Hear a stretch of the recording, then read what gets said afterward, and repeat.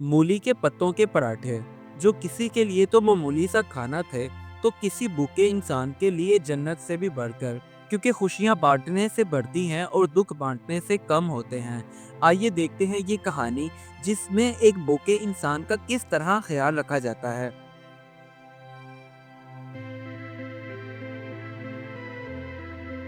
गांव के एक कच्चे मकान से सुबह सुबह धुआं उठ रहा था, जिससे साफ जाहिर हो रहा था कि घर में नाश्ते की तैयारी चल रही है। अम्मा ज़हरा, जिसने आज अपने खेतों से ताज़ा मूलियाँ पत्तों समेत उतारी, और वो सोच रही थी कि क्यों ना आज मूली के पत्तों के पराठे बनाए जाएं। उसका बेटा अली, जो चारपाई पर बैठा अपने पेट को भूख से सहला रहा था कि कब पराठे तैयार होंगे और वो पेट भरकर पराठे खाएगा। अब जो कि शाम होने वाली थी, तो अली का बाप रहमत लकड़ियों का गट्ठा उठाए घर आ रहा था। वो थका हुआ था, मगर उसके चेहरे पर मुस्कुराहट थी कि अब वो घर जाकर अली के साथ बैठकर खाना खाएगा और उसकी मजे मजे की बातें सुनेगा। अम्मा ज़हरा अब जल्दी से आटा गूंदने लगी, ताकि इसके बाद पराठों की तैयारी की जाए।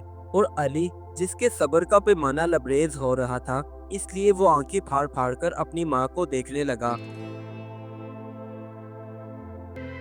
अब अम्मा ने जो मूली के पत्तों की फिलिंग बनाई थी, उसे पराठों में भर के उसे बेलना शुरू किया, तो उसकी खुशबू पूरे किचन में फैल गई।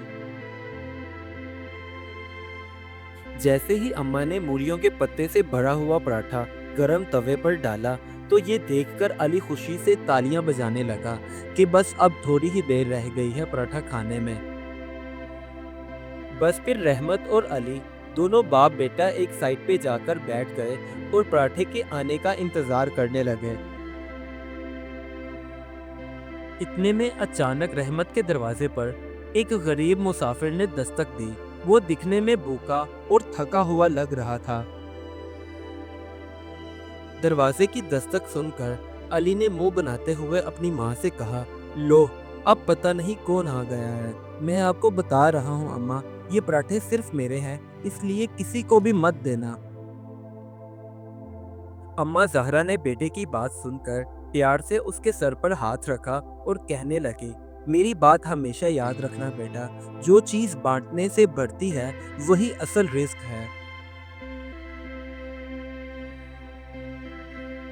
रहमत ने जब जाकर दरवाज़ा खोला, तो बाहर वो बूढ़ा शख्स भूख से निढाल खड़ा था, जिसे देखकर रहमत कहने लगा, मेहमान अल्लाह की रहमत होते हैं, इसलिए अंदर आओ भाई।